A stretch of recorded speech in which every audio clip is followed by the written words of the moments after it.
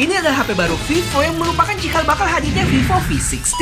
Desain lebih keren, chipset naik kelas, dan sekarang ada lensa tele. Apakah HP ini layak ngegantiin Vivo V series jadul kalian? Komplain gue apa aja? Kapan dibenerin Vivo? Yuk kita bahas. Dan ini dia boxnya, berwarna dasar putih yang ada lingkaran berwarna dengan tulisan S30 di dalamnya. Habis itu langsung disambut sama HP-nya yang kita kesampingin dulu. Terus ada case elastis warna kuning, kertas-kertas yang jarang dibaca, kabel chargeran Type A ke Type C, SIM ejector, dan kepala charger 90 watt.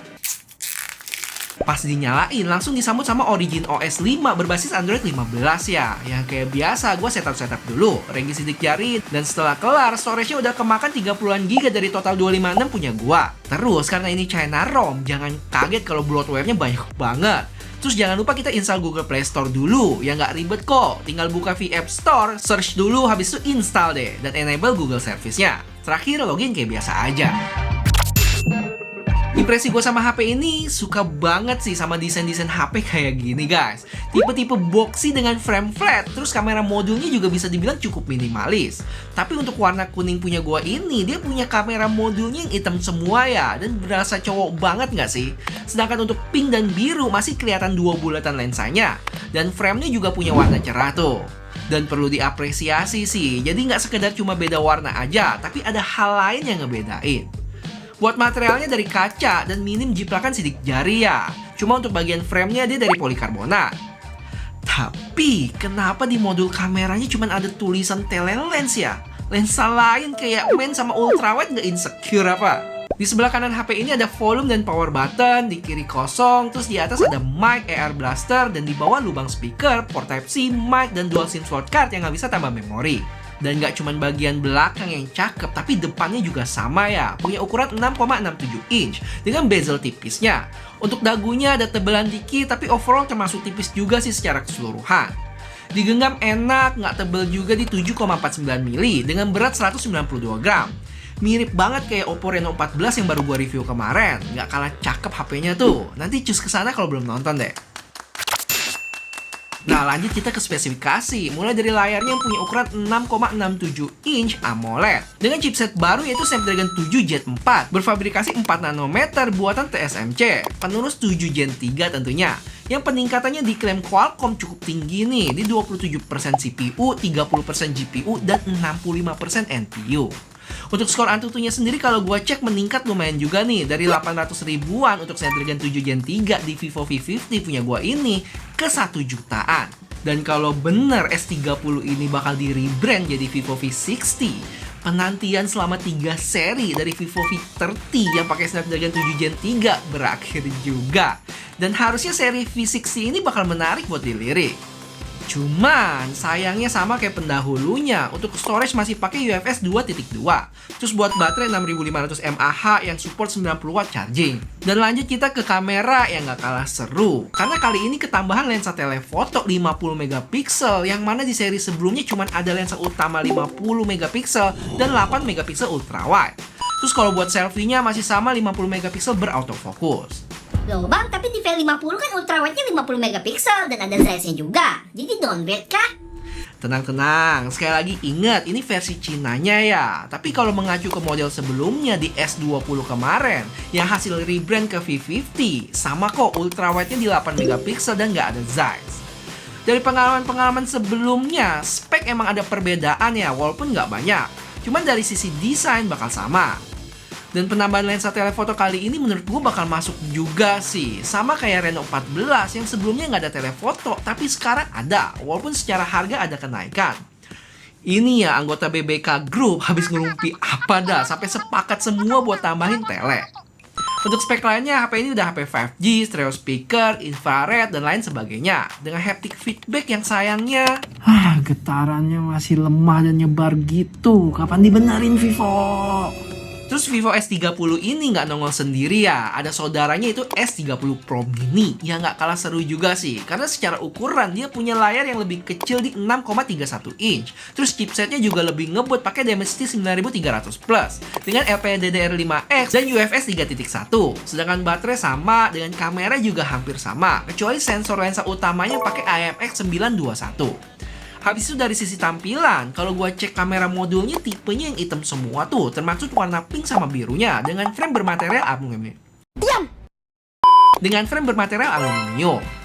Terakhir yang sempat gua baca, kalau rumornya S30 Pro Mini ini bakal masuk global juga dan menjelma jadi bagian dari Vivo X200 series, lebih tepatnya X200 FE. Ayo, pada ngiler nggak tuh? Kalau iya, kasih tahu gue dengan like video ini ya. Kalau rame, bakal gue sikat dan bikin videonya nanti. Oke guys, biar makin seru, mari kita bawa HP ini keluar buat tes kameranya. Dan nanti juga kita bakal ngetes seberapa buah si HP ini kalau dibuat nge-game. Apakah Snapdragon 7 Gen 4-nya lebih gacor dari Vivo V50? Nanti kita buktiin. Halo. Oh ya, tambahan aja untuk warna HP-nya, sebenarnya nggak bisa dibilang kuning juga sih, lebih ke krem gitu, yang sama kayak case-nya, dan gue demen. Cakep, nggak yang transparan kayak V50. Mirip kayak case-case silikon warna-warninya Apple yang harganya hampir 1 juta sendiri, dan ini dikasih gratis. Oke guys, kalau waduh, malah berembun. Oke guys, kalau ngomongin resolusi video, HP ini bisa mentok sampai 4K 30 fps ya, kamera belakang dan depan yang kalian lihat sekarang ini. Untuk stabilisasinya cukup bergejolak ya di resolusi 4K, tapi kalau pindah ke 1080p 30 lebih stabil. Plus kita juga bisa pindah lensa depan belakang dan sebaliknya saat lagi recording gini, mantap. Cuman yang gua sebel, zoom kontrolnya masih di slide gitu ya. Dan lama lagi buat mentokin ke zoom maksimalnya di 15 kali. Habis itu buat foto, karena ada lensa tele, dia bisa mentok sampai 100 kali. Dan pertanyaan paling penting, gimana dengan lensa telenya? Luar biasa sih, buat 10 kalinya aja masih hasilin gambar yang tajam loh. Kalian perhatiin aja, dari posisi ultrawide sejauh ini, dihajar 10 kali masih punya gambar yang detail. Belum lagi racikan buat foto objek orangnya sih sadis. Nanti kita bahas ini lebih lanjut. Terus HP ini juga punya color profile ya. Ada texture, vivid, dan natural. Yang perbedaannya tipis-tipis aja. Tapi kalau ditanya, favorit gue yang vivid sih. Habis itu kalau buat selfie cukup luas ya. Bisa sampai 0,8 kali. Terus ada 1 dan 2 kalinya yang cukup ngezoom. Terus gue baru cek untuk pindah lensanya itu dia cuma bisa di 1080p 30 ya. Kalau 1080p 60 aja nggak bisa pindah, bahkan ke ultrawide.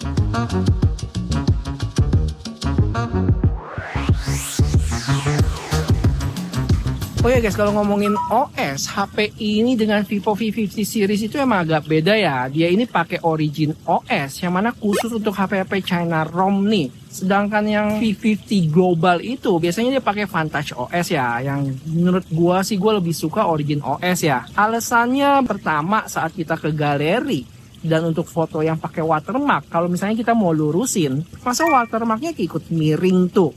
Tapi di Origin OS nggak masalah sih. Saat kita edit, diumpetin dulu bentar watermarknya, baru pas kelar nongol lagi. Habis itu pasti kontrol panel untuk Vantage OS nggak ada volumenya nih yang cukup ganggu. Sedangkan Origin OS ada tuh. Gimana? Ada yang sempat pakai Origin OS dan setuju? Coba kasih tahu di komen deh.